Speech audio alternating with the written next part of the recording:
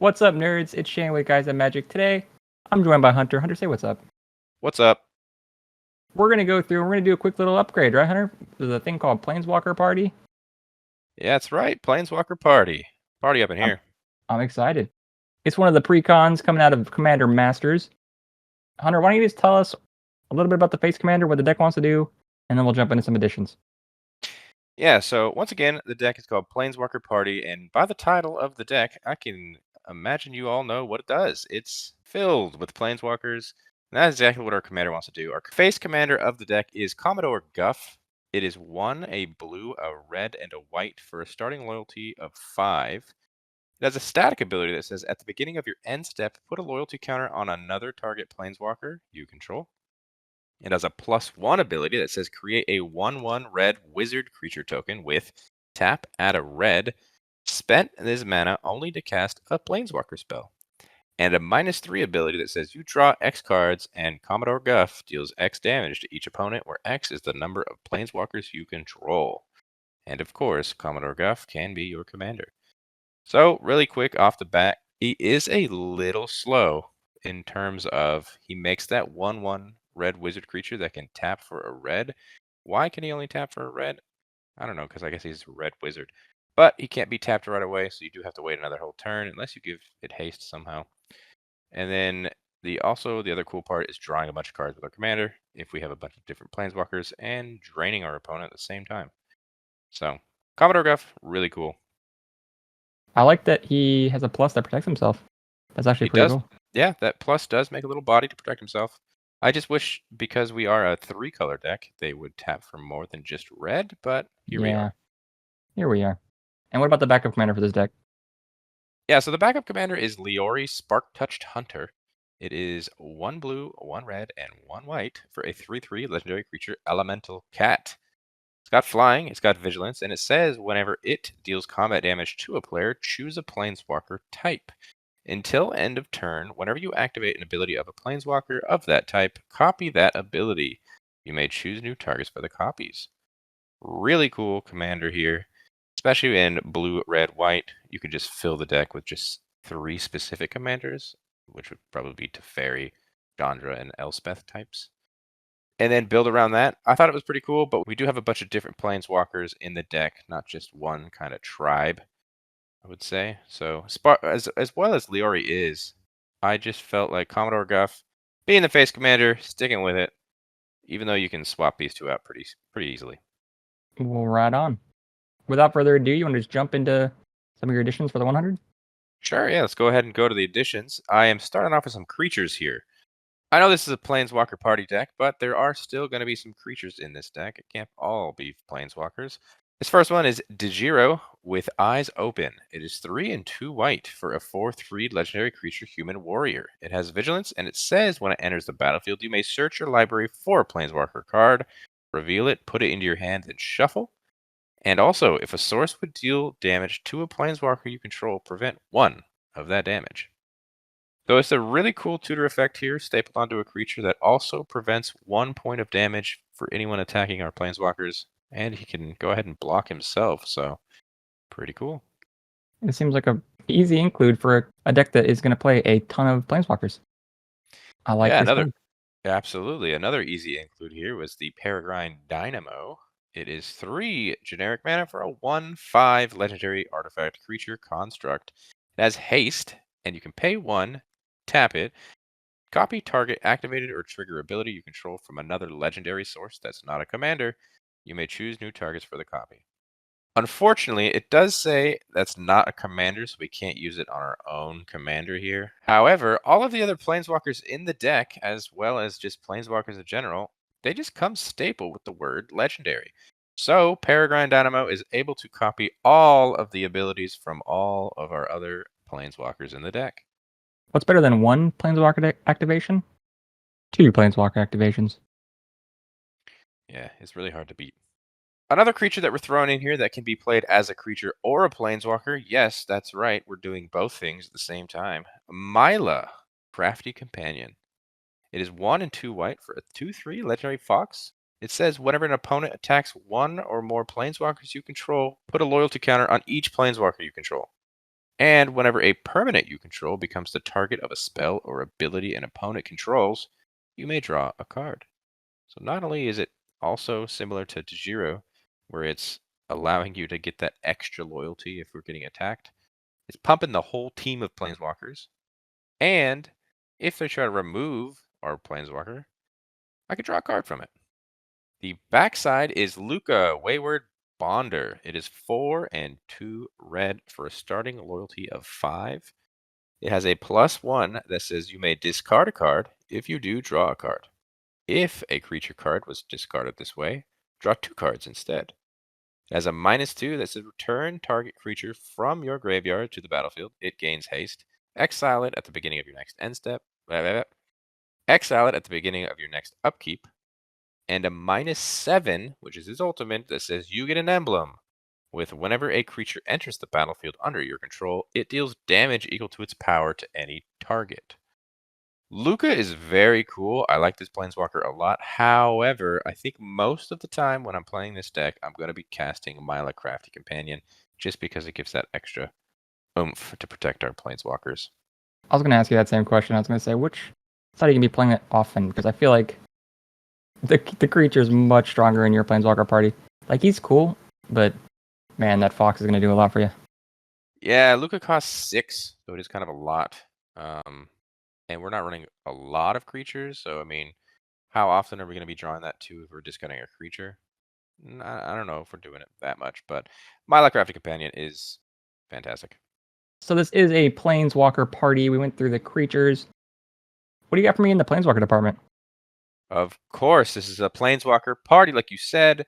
We're throwing in some Planeswalkers. So the first two, a couple of white ones. This is Archangel Elspeth, brand new from March of the Machines. It is 2 and 2 white for a starting loyalty of 4. It has a +1 that says create a 1/1 white soldier creature token with lifelink. A -2 that says put 2 +1/+1 counters on target creature. It becomes an angel in addition to its other types and gains flying. And a -6, which is its ultimate, says return all non-land permanents with mana value 3 or less from your graveyard to the battlefield. Very, very powerful effect there for the last one. However, you'll see a theme here. Our Planeswalkers are great. That's really cool that we have Planeswalkers in the deck. But a lot of the times it's how do you win with just Planeswalkers? Well, you got to make tokens. So I'm putting in a lot of Planeswalkers here that have tokens. Elspeth makes that 1/1 with lifelink that can later grow with those 2 1/1 counters and gain flying. So going over the top, gaining some life. I think this is going to be a good card for you, man. Anything that's going to create tokens, like you said, you're going to have a bunch of little bodies to protect all of your Planeswalkers because you know you're going to be the threat. I mean, people are just going to see Planeswalker and go, oh my god, big scary thing. Yeah. And I feel like if I can make the board with enough Planeswalkers, it's going to be difficult to pick which one to attack. Yeah. So that's the name of the game here. Just make a bunch of different tokens to protect all of our guys. Another one, the Eternal Wanderer, is 4 and 2 white for a starting loyalty of 5. Has a static ability that says no more than one creature can attack the Eternal Wanderer each combat. It has a +1 that says exile up to one target artifact or creature. Return that card to the battlefield under its owner's control at the beginning of that player's next end step. It has a 0 cost ability that says create a 2/2 white samurai creature token with double strike. And a -4 that says for each player, choose a creature that player controls. Each player sacrifices all other creatures not chosen this way. So, not only do we have something that can, if we're using it on ourselves, we have a blink effect. We're making that 2/2 double striker for no cost at all. And somewhat of a board wipe right there for a -4 as soon as this comes in. Yeah, this is going to be an extremely versatile card for you, dude. I can already see it. And the built-in protection where no more than one creature can attack this each combat. That is amazing. Yes, it is. Good card, good. Good card, good. So you saw some white Planeswalkers. What else you got to show for Planeswalkers? Well, right out of the box, there is not a single Teferi in the deck. One of the most powerful Planeswalkers in all of Magic. Not even in the deck. They've got the enchantment called Oath of Teferi in the deck. Why not Teferi himself? I don't know. So we're throwing in 3 Teferis. Some of my favorites right here. First and foremost, the big baddie, Teferi, Hero of Dominaria. 3, a white, a blue, starting loyalty of 4. It says it has a +1 that says draw a card. At the beginning of the next end step, untap 2 lands. A -3 that says put target non-land permanent into its owner's library third from the top.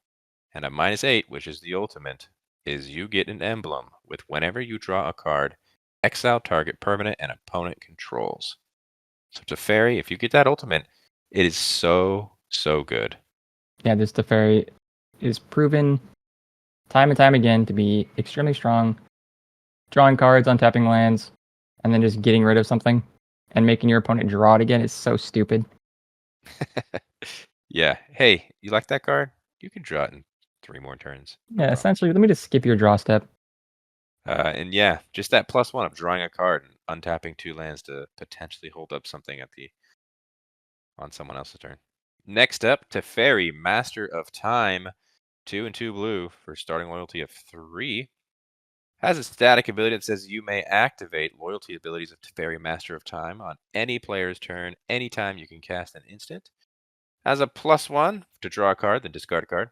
A -3 that says target creature you don't control phases out. And a -10, the ultimate, take 2 extra turns after this one. So Teferi, Master of Time, every single turn. Not on yours, on all of your opponents as well. Just use one of his abilities. Be so good. This card is, I would say, a little broken in EDH. Going Yeah. around 4 times. Plus, of it's like, okay, you gotta deal with him quickly, or he's gonna ult and then have 2 extra turns and just do shenanigans. Yeah, each opponent. On your upkeep, I'm gonna use Teferi. On your upkeep, I'm gonna use Teferi. On your upkeep, use Teferi. Yeah, he gains loyalty very quickly. The last Teferi I'm throwing in is Teferi Temporal Pilgrim. It is 3 and 2 blue for a starting loyalty of 4. It has a static ability that says whenever you draw a card, put a loyalty counter on Teferi Temporal Pilgrim. It has a 0 ability that says draw a card. A -2 that says create a 2/2 blue spirit creature token with vigilance, and whenever you draw a card, put a +1/+1 counter on this creature. And a -12, which is the ultimate, it says target opponent chooses a permanent they control and returns it to its owner's hand. Then they shuffle each non-land permanent they control into its owner's library. Super mean ultimate. Yeah, you can't let that ultimate, or that's gonna essentially just have one person not play Magic anymore. And as you can see with all these Teferis, the theme is drawing cards. This deck draws cards so easily. So when this 2/2 comes in, it's going to get enormous very quickly. I love it. All right, we saw some of the Planeswalkers thrown in. You got anything to show for the sorcery department? I certainly do. These two I'm throwing in here because I have to relieve the pressure somehow. So there's going to be creatures all over the board. May not be just ours because we're going to be having a lot of planeswalkers. So what's better than destroy everything but planeswalkers? So these two are exile effects that destroy all creatures and extras. First one, Sunfall, is 3 and 2 white for a sorcery. Exile all creatures. Incubate X, where X is the number of creatures exiled this way. Because you don't remember, it is an incubator token that comes in with X +1/+1 counters on it. And you can pay 2 to transform it, and it turns into a 0/0 Phyrexian artifact creature. So wipe the entire board, make that token, and just let it protect the planeswalkers. Exile effects across the board like this are so dumb. It's so, It's especially if you're playing with something that cares about graveyard. Yeah, against graveyard strategies, it's so good. Another one that's been a staple in EDH recently is Farewell. It is 4 and 2 white for a sorcery. Choose one or more. You can exile all artifacts, exile all creatures, exile all enchantments, exile all graveyards. Doesn't say anything about planeswalkers, so This we're in the clear.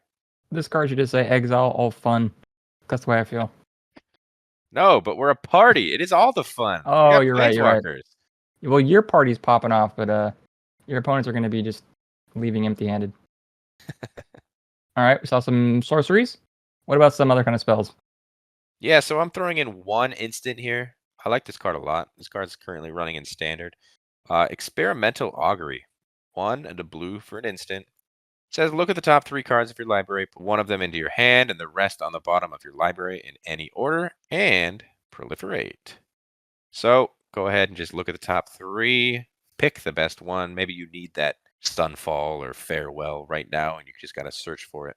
We're going to look for the top 3, grab one of those cards, put it in your hand, and put an extra loyalty counter on all of our Planeswalkers. Dude, what's better than that? Yeah, it's really good. That's a really good card for you. All right, and what about any artifacts? I know you got something to show me. Yeah, I'm just doing just the one artifact. It is such a good artifact for Planeswalkers, though. This is the brand new Iker Moon Gauntlet from Phyrexia All Will Be One. It is 2 and a blue for an artifact that says Planeswalkers you control have 0 proliferate and -12 take an extra turn after this one. It also says whenever you cast a non-creature spell, choose a counter on target permanent, put an additional counter of that kind on that permanent.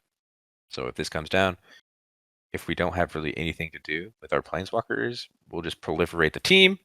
If we're trying to get to an ultimate, be like, okay, I'm going to use this one to give this extra counter just to make it happen. And then whenever we cast non-creature spells, we're giving those counters to our Planeswalkers. Iker Moon Gauntlet does it all. Yeah, this is probably one of my favorite cards out of this set. I'm not gonna lie. I don't know if people fully can understand just the craziness of this card. I have it in my mono blue Planeswalker deck, dude, and you have 3 Planeswalkers at the minimum that are proliferating for 0. You're gonna be getting so out of hand, dude. Yeah, like I said, we're going to get to those ultimates. We're going to start making those emblems. People are going to hate us so much. Yeah, this card is backbreaking. I love it. This is a great choice. All right, what do you got to show me for enchantments, though? Once again, just like the artifact, we have some 2 enchantments that are so good for this deck. The first one, All Will Be One.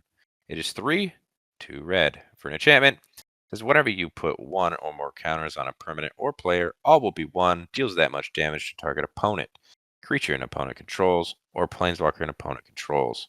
So every time we plus our planeswalkers and get either +1 counter, +2 counter, if maybe a planeswalker has a +3 counter, those counters doing damage as well. Yeah, this with Iker Moon go very well together. Start proliferating your Planeswalkers, dealing crazy amounts of damage to whatever you want. That's stupid. Speaking of proliferate, Inexorable Tide. It is 3 and 2 blue for an enchantment that says whenever you cast a spell, proliferate. Love it. Straight to the point. Straight to the point, so good. It just any spell, creature, Yeah, anything. planeswalker. Yeah, you name it. Just proliferate, pump the team. Well, I love those enchantments. Do you have any changes you're making to the lands, though? Yeah, absolutely. I'm making some changes to lands. I think everyone was kind of disappointed when it came to the land base of these decks. So, to make it run smoother, I'm throwing in some of the bond lands. All of my colors, Sea of Clouds, Spectator Seating, Training Center. They all come in untapped if you have those 2 or more opponents, which we're playing EDH, so I would hope that you have those at the time that you draw these. Sea of Clouds taps for a white or blue, Spectator Seating taps for a red or white, and Training Center taps for a blue or red. Spectator Seating and Training Center actually just got reprints in this set. If you guys open a pack and find one of these, that's great. Yeah, hopefully one day we'll see these just printed in Precons, right? That's what I hope. Yeah, we'll see if they actually do that at some point. And is that your additions for the 100? Is that everything? That's going to be all of the additions. I really, really, really like all the additions that I threw in here. Yeah, I'm not gonna lie, they all are very on theme for having a party, dude. It is a party. Right on. Well, you showed me some awesome additions. Now let's just walk through some of the cuts to make room for those also awesome additions. Yeah, so this party, I am revoking some invitations. So these creatures are saying goodbye. Cartographer's Hawk, 1 and a white for a 2/1 creature bird. It's got flying. Says when it deals combat damage to a player who controls more lands than you, return it to its owner's hand. If you do, you may search your library for a plains card, put it on the battlefield, tap, then shuffle. This might be the slowest way to ramp ever. It's stupid, dude. Yeah. It has to swing, it has to do damage, it has to have damage on a player that has more lands than you. And you have to bring it back to your hands, and you can only find a plains. Bye bye, bird. Fun fact, this has been downshifted to uncommon. This used to be a rare card. So Wow. yeah. Look how far we've come. Another one that's getting the axe is Oreskos Explorer. It is 1 and a white for a 2/2 creature cat scout. It says when it enters the battlefield, search your library for up to X Plains cards, where X is the number of players who control more lands than you. Reveal those cards, put them into your hand, and then shuffle. Once again, just a little too slow on the ramp side. These two cards, Oreskos and Cartographer's Hawk, there's just better. We have 12 mana rocks in the deck. I don't need these. You actually have great mana rocks in this deck too. hmm Fog Bank is the last creature I'm getting rid of. It's 1 and a blue for a 0/2 creature wall. It's got Defender and Flying and says prevent all combat damage that would be dealt to and dealt by Fog Bank. That's cool. I get why it's in the deck. It's just defending our Planeswalkers. I get it. It's got a little flavor to it. But man, it doesn't do anything. Get it out of here. Gone. So those are the creatures. Did you cut anything to make room for all those planeswalkers? I did cut Planeswalkers out of the Planeswalker party. Like I said, invitation revoked. First one, Gideon Jura. It is 3 and 2 white for a starting loyalty of 6. It's got a +2 that says during target opponent's next turn, creatures that player controls attack Gideon, if able. It's got a -2 that says destroy target tapped creature, and a 0 that says until end of turn, Gideon Jura becomes a 6/6 human soldier creature that's still a planeswalker. Prevent all damage that would be dealt to him this turn. I like Gideon in the story of Magic. I'm sad that he died when he did in War of the Spark.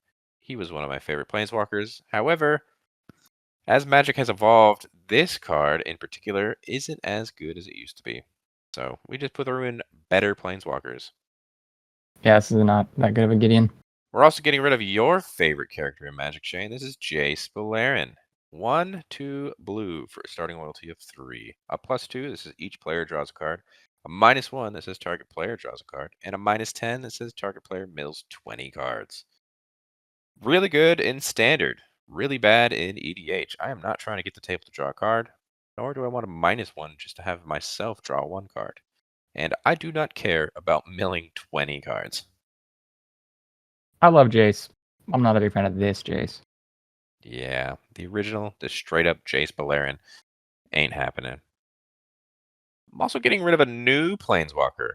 This one for the deck is called Teo Geometric Tactician. 2 and a white for a starting loyalty of 3.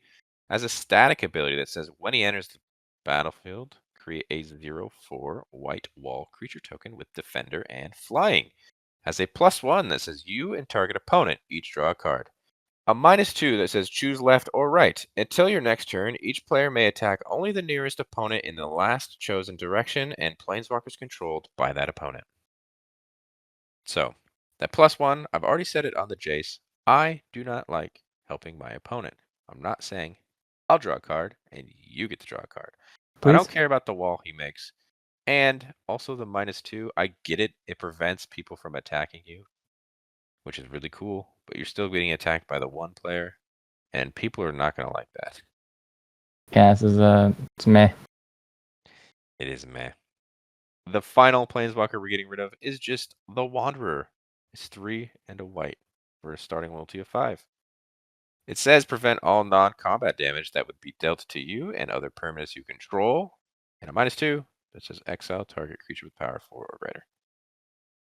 It's very specific in terms of non-combat damage. You don't see that very often, unless maybe you're getting Blasphemous Act, but That's what I was gonna say. even then, this is just slow, and it's too narrow. You have to exile a creature with power 4 or greater. What about everything else? It's going to sit there on your board and do absolutely nothing. Yeah, I can see why you cut it. Mm-hmm. Well, we got past the planeswalkers. What about some other spells? As you saw, we added Sunfall and Farewell, 2 amazing board wipes for this deck, so I'm taking 2 other board wipes out of the deck that I think are less amazing. Urza's Ruinous Blast is 4 and a white for legendary sorcery. What that means is you may cast a legendary sorcery only if you control a legendary creature or planeswalker. I get it. We are a planeswalker party, so it's super easy to cast. But if we didn't, you wouldn't be able to cast this. Exile all non-land permanents that aren't legendary. I mean, we're doing the exile creature thing, and we're making something from it. This is not even hitting our opponent's commanders, which sucks. Because all of them are legendary. So, Urza's Ruinous Blast, get it down. Yeah, not good. Another one, Nevinral's Disc for generic mana for an artifact. It enters the battlefield tapped. You can pay 1, tap it, destroy all artifacts, creatures, and enchantments. This is actually just a worse version of Farewell, in my opinion, because this comes in tapped, so you can't use it right away. You gotta wait, and it's just a destroy effect. We're trying to exile stuff because exiling is the new destroy.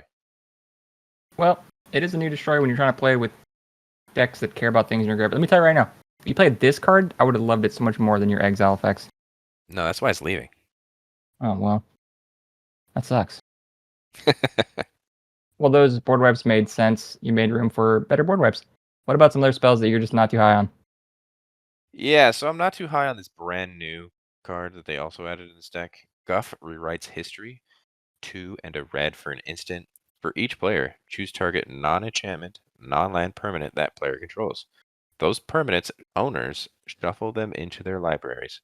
Each player who controlled one of those permanents exiles cards from the top of their library until they exile a non-land card, then puts the rest on the bottom of their library in a random order. Each player may cast the non-land card that exiled without paying its mana cost. That's a lot of text on one card. That's a lot. Basically, what people are saying is this is a chaos warp that hits the entire board. I'm going to tell you 2 things. 1, no, it's not. 2, this is so much worse. The reason is you cannot play this card because it does not have that little beautiful text that says up to 1, right? So Right? you can only play this card if you can have a valid target. You have to choose a target non-enchantment, non-land permanent that player controls. So if someone on the table doesn't have one of those things, you can't even play this card. Well, I hope they'd have And something, but shit, yeah. yeah, you would hope they would have something, but there's that case that they don't have anything at that moment. So this card is useless. And also, it's not like Chaos Warp because Chaos Warp had the ability to actually hit lands, which made it so much better. This guarantees they hit something with a non-land permanent. Yeah, I don't like the history you're rewriting here, Guff. Guff, don't rewrite that history. Deploy the Gatewatch is also leaving the deck. It's 4 and 2 white for sorcery. Look at the top 7 cards of your library. Put up to 2 Planeswalker cards from among them onto the battlefield. Put the rest on the bottom of your library in a random order. I get it. It's a good card. But you're only looking at the top 7, so there still is that whiff potential. I know we have a lot of Planeswalkers in the deck, so the possibility of that hitting 2 Planeswalkers, also very doable. But for 6 mana to look at the top 7 and potentially whiff, you just wasted 6 mana. So it's leaving. Oath of Jace is 2 and a blue for a legendary enchantment. It says when it enters the battlefield, draw 3 cards, then discard 2 cards. And at the beginning of your upkeep, scry X, where X is the number of planeswalkers you control. That's cool, but it doesn't really do too much in the deck anymore. Especially when we're adding so many card draw effects with Teferi, and we have all the other ones that are already in the deck. This just seemed slow, not worth it for an enchantment just to scry. Yeah, I feel that. We talked about how this deck had a ton of mana rocks. Did you do any kind of alteration to those? Yeah, so like I said, there was 12 mana rocks in this deck. That's a lot. That is a It's lot. awesome. It is really cool. But I'm getting rid of Honor Worn Shaku. Just one of them. It's 3 generic mana for an artifact. You can tap it to add a colorless mana. You can also tap and untap a legendary permanent you control to untap Honor Worn Shaku. So that's cool. If we have our Planeswalkers, we can tap them down to untap this, but we're still only making colorless mana. So we are 3 colors. It would be really cool if this made some colors, but it does not, and it's still just a 3 mana rock at the end of the day. Makes sense to me, dude. A little lackluster. You showed me 3 amazing bond lands. What are we cutting to make room for them? We are going down 4 lands from the 3 we added, so we are removing 1 extra land, but don't worry, we're still at 37 lands, which is plenty for this deck. We are getting rid of Myriad Landscape. It is just a land that enters the battlefield tapped. You can tap it to add a colorless mana. You can pay 2, tap it, sacrifice Myriad Landscape, search your library for up to 2 basic land cards that share land type, put them onto the battlefield tapped, and shuffle. It's a very slow card that will ramp you eventually. Myriad Landscape seems to be a land I always cut out, so it's gone. And I'm also getting rid of all 3 of the temples in the colors that we had: Temple of Enlightenment, Temple of Epiphany, and Temple of Triumph. They enter the battlefield tapped. When they do enter, they scry 1. Enlightenment is a white or blue, Epiphany is a blue or red, and Triumph is a red or white. The bond lands, I just feel like the value of having a land that can tap for those colors, not enter the battlefield tapped, is better than the scrying effect. So the temples are leaving. I would completely agree with you. That's just a perfect 1-to-1 upgrade, in my opinion. Mm. And is that everything? Is that all your cuts and additions? That is going to be all of my cuts and additions to the Planeswalker party. Well, the party had a budget of $100. What do we get to, Hunter? After all of these additions, these beautiful additions, at the time of recording this video, we have a total of $98.72. Right on budget for the party, dude. Right on. Look at me. I'm under budget. I think all of you guys went over by a couple dollars, so I think I mean, a win. couple. Come on. Plus, we can't control that our decks were just had more eyes on them, Hunter. I'm sorry. Do you have any final closing thoughts about this deck? Anything you want to bestow upon people that might be looking to pick up this deck? Yeah, so my final thoughts on this deck, I think it's a lot of fun. It's different than what we've seen. Commodore Guff really cares about Planeswalkers more than I think I've seen other Planeswalker commanders that you can have. It is a little slow, though. I will say that right off the bat. It is just a tad slow because he doesn't do anything unless there's another Planeswalker on the field where you can give it another loyalty counter at the end step, and then your wizards don't tap for the mana that you can spend on Planeswalkers right away. I would have loved that if that was a feature. If they had haste, that'd be so cool. But I do, again, think this deck is a lot of fun right out of the box. I can't wait to play the $100 Precon battle to see what happens. Planeswalkers are very powerful and can get out of hand, I think, pretty quickly. They sure can, Hunter. But what do you guys think? Do you like Hunter's upgrades? Drop them a comment down below. I think all of us here love reading comments and love growing, and we're trying to get better here, right, Hunter? So we're just give us some feedback. Tell Hunter what he did right, what he did wrong. Also, down in the description below, you can check out the entire deck list. It'll be on Moxfield. And while you're in the description, we have links to all of our social media: Twitter, TikTok, Instagram. It'll all be just @guys@magic. Drop us a follow there. Like the video if you liked it. Make sure you subscribe. You don't want to miss any content. And we'll see you in the next one. Bye-bye. Bye.